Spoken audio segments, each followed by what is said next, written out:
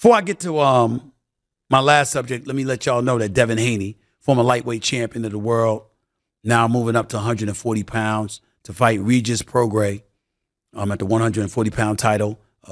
He's going to be my next guest on. I can't wait to talk to him. But before I get into that, no matter what we see in that fight Saturday night, it is highly unlikely or pretty close to impossible that we're going to see anything like what we saw just a few days ago.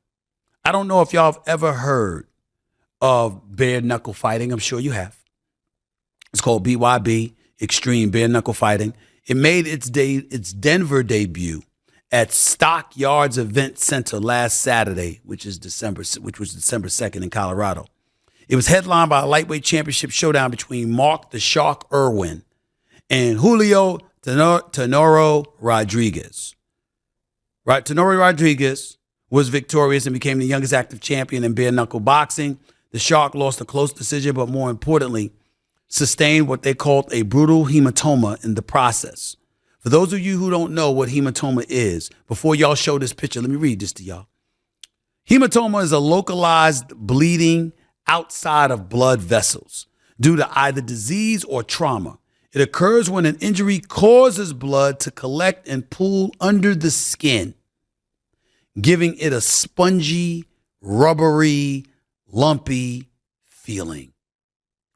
I preface what I'm about to show you with that because I needed you to understand what the hell you're about to look at. Could you show that picture, please, to my producers? Do you see that? Do you see that? I mean, damn. That's just bad. It really, really is. And so when you see something like that, then I got to look it up because I'm saying once upon a time, the UFC was banned. It was outlawed. You had senators like the late, great John McCain that never wanted UFC to be a legalized sport. If anything should not be legalized, it's this. This is legally sanctioned in 25 states.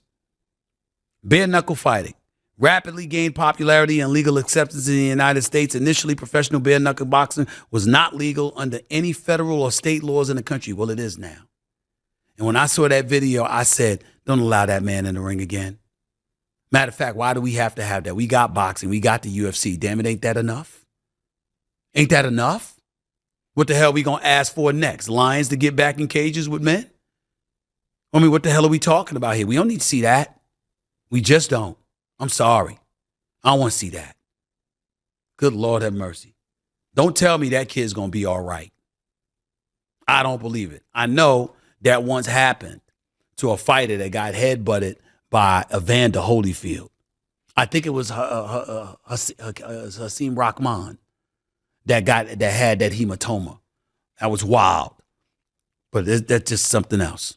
By the way, fighters are permitted to wrap and tape the wrist, thumb, and mid-hand. No gauze or tape can be within 1 inch of the knuckles. Punches are the only strike allowed. There must be a closed fist. No kicks, no elbows, no knees, nor grappling.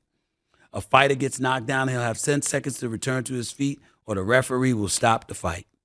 And obviously, if his vision is impaired, the referee may call a timeout or give a cut man 30 seconds to stop the bleeding. And if they can't, the referee can call a fight. Get rid of it. Let's stick to boxing. Let's stick to UFC. Let's stick to the slap contest. Even though I'm seeing people get knocked out, knocked silly, it is just a slap. I mean, it's devastating, but it's just one slap, okay? That's something that's been popularized by Dana White for the UFC, and it's gaining momentum more and more every day. More power to the brother. If somebody want to do something like that, make a living slapping the living shit out of people, knock yourself out. I'll never be a part of no damn contest like that. But that ain't this. That ain't the bare knuckle fighting. It really isn't. That should be banned.